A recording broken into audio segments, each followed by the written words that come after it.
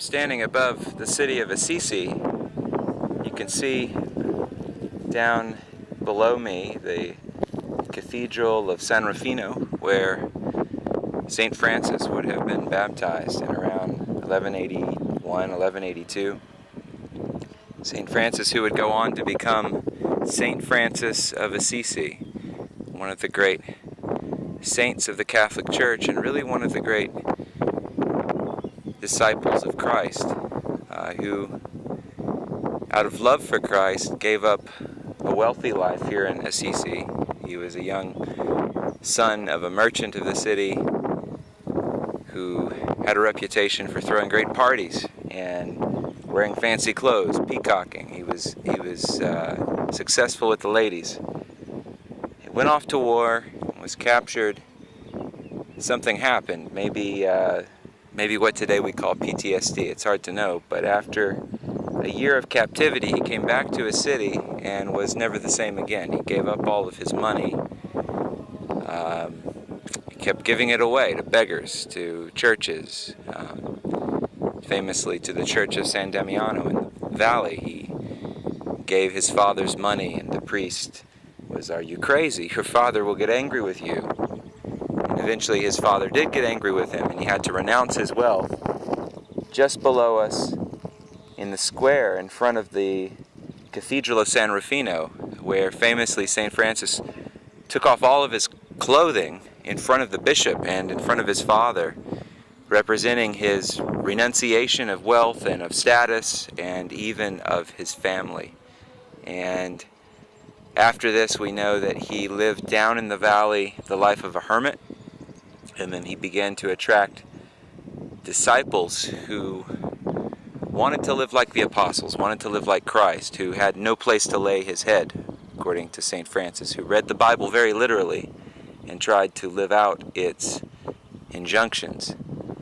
Eventually, by the year 1205, St. Francis made his way to Rome, where he sought the permission of the Pope to found a new kind of religious order. It would be an order of poor men who lived a life very much like the men and women they would be ministering to, a life of poverty. And the Pope approved their way of life, approved their apostolic way of life, and said to them, in addition to being poor, I want you to preach the gospel. I want you to preach the gospel of Christ in the city to the poor.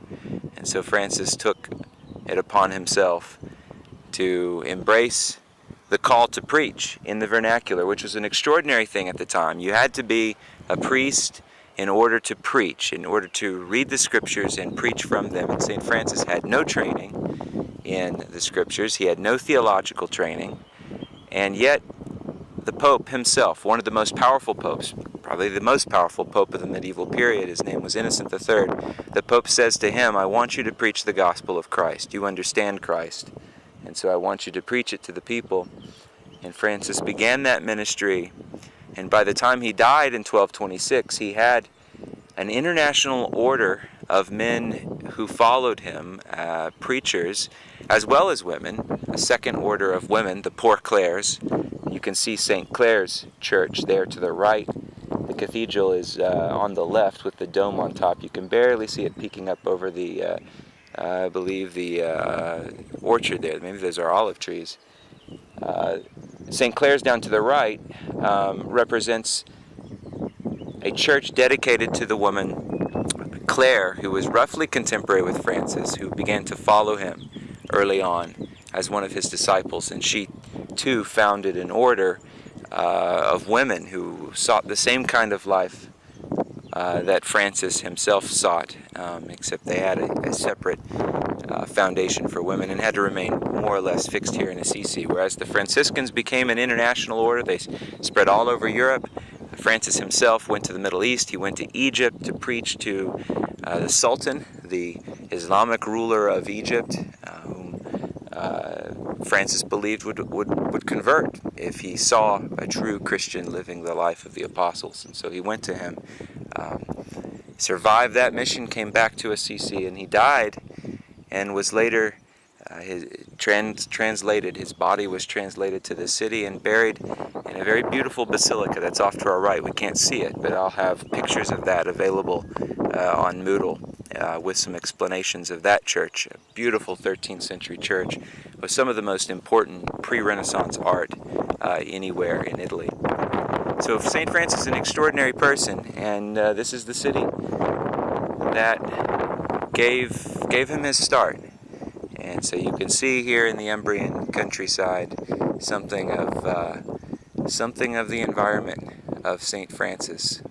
Even though we're 800 years removed, there's a lot here that's very similar to the city at the time of Francis. Not a lot has changed.